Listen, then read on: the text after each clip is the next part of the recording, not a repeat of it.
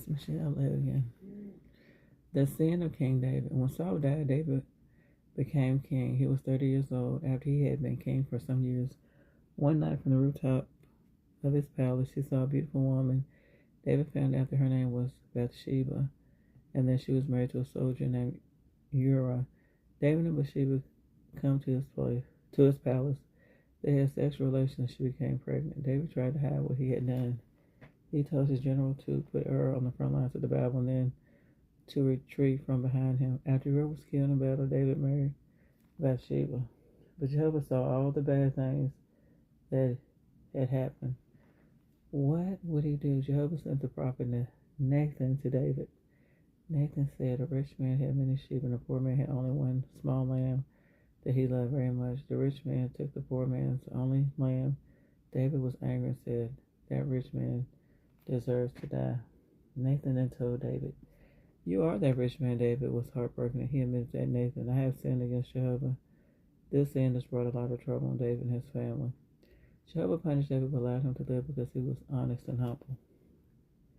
David wanted to build a temple for Jehovah. Jehovah chose David's son Solomon to build a temple. David started to get things ready for Solomon and said, Jehovah's temple must be magnificent. Solomon is still young, but I will help him by getting these things ready.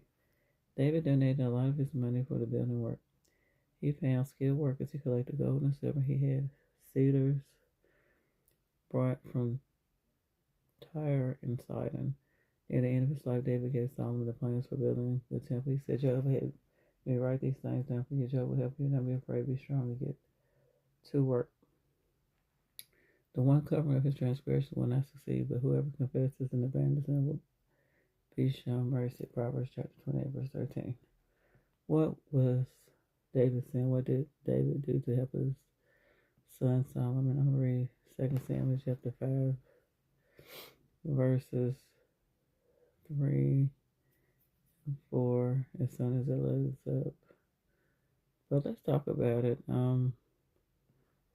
What David's sin was, he saw a beautiful woman. She came to his palace and had sexual relations with her, and she was married. He told in the battlefield to put her husband in front, and they killed him.